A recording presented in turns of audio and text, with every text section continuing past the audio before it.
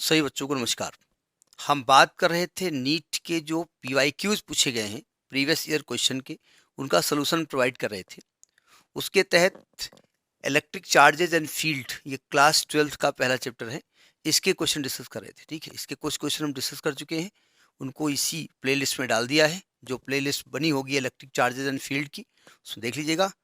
अब बेसिक खिदमत है, नेक्स्ट क्वेश्चन देखिए। क्वेश्चन नीट 2020 जो सितंबर में पेपर हुआ था, उसका ये पेपर है, क्वेश्चन है। क्वेश्चन को पढ़ते हैं फिर बोर्ड पे आते हैं। A spherical conductor of radius 10 centimetre, यानी कि स्फेरिकल कंडक्टर है, उसका radius given has a charge of 3.2 into 10⁻⁻7 coulomb, उस पर चार्ज गिवन है, डिस्ट्रीब्यूटेड यूनिफॉर्मली। आप जानते हैं किसी कंडक्टर को अगर चार्ज दिया जाता है तो चार्ज उसके आउटर सरफेस पर डिस्ट्रीब्यूट होता है, आप जानते हैं। तो ये तो समझ में आ गया कि चार्ज पूरे कंडक्टर के आउटर मोस्ट सरफेस पे डिस्ट्रीब्यूट है और यूनिफॉर्मली डिस्ट्रीब्यूट होता है, आप जानते हैं। ठीक है, what is the magnitude of electric field at a point 15 centimetre from the centre. देखो, सेंटर से जो स्फेयर की जो रेडियस है वो 10 सेंटीमीटर है, और जो पॉइंट है जहां इलेक्ट्रिक फील्ड निकालना है वो आउटसाइड द सेंटर है, यानी कि 15 सेंटीमीटर दूर है ना, यानी स्फीयर के बाहर है ना। तो उस इलेक्ट्रिक फील्ड की वैल्यू निकालनी है। ठीक है, जरा बोर्ड पे आते हैं। गिवन क्या क्या है आपको। एक तो रेडियस गिवन है, तो रेडियस को आर मान लेते हैं, 10 इंटू 10⁻⁻2 मीटर। और चार्ज इसका जो क्यू गिवन है वो दिया है 3.2 इंटू 10⁻⁻7 कूलम।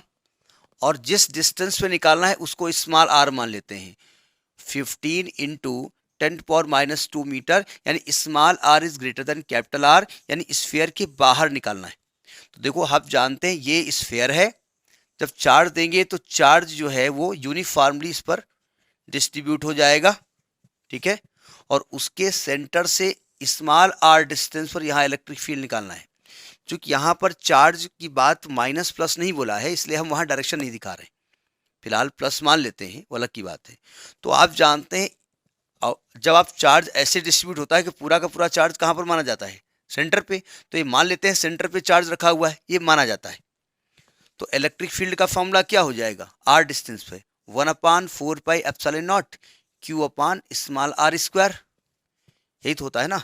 रखिए वैल्यू, तो इसकी वैल्यू होती 9 इंटू 10⁻9, और Q कितना दिया है 3.2 इंटू 10⁻⁻7, और अपान r² बोले तो 225 इंटू 10⁻⁻4। अब इसको कैलकुलेट कर लेते हैं, ऊपर रब करेंगे इसको कैलकुलेट करने के लिए। चिंता मत करिए, हम कैलकुलेट करेंगे नहीं, ठीक है, वो केवल मैं लिख देता हूँ। देखो, ये तो मुझे मालूम है कि 9 से कट जाएगा, 25 नहीं, हम 125 होता है, 225 होता है, तो ये 9 से कटेगा तो 25 बार जाएगा, है ना। तो ये आएगा इलेक्ट्रिक फील्ड की वैल्यू 3.2 इंटू 10⁻⁻7, 9 ये है, -7 ये है, और -4 जाके +4 हो जाएगा। अब 3.2 को 25 से डिवाइड कर दोगे, तो 3.2 को जब 25 से डिवाइड करोगे, हम डिवाइड किए दे रहे हैं, तो एक तो 0 पॉइंट होगा, 25 एकम 25, 25 7 32, एक बार गया। और 25 से जब डिवाइड करोगे इसमें, तो 25 दूना 50, 20 जीरो करोगे, 25 अट्ठे 200, तो यानी कि 0.128 इंटू 10 कितना होगा, 9 4 13, और 13 में 7 गया 6, और जब डेसिमल को खिसकाओगे 1.28 तो इंटू 10⁻5 आएगा न्यूटन पर कूलम। तो ये आपका आंसर हो गया। एक बात ध्यान रखिएगा, 10 में जब भी आंसर दिया होगा डेसिमल एक डिजिट बाद लगाया जाता है। अब उन्होंने ऑलरेडी आंसर में 2 डिजिट लगा दिया, अलग की बात है।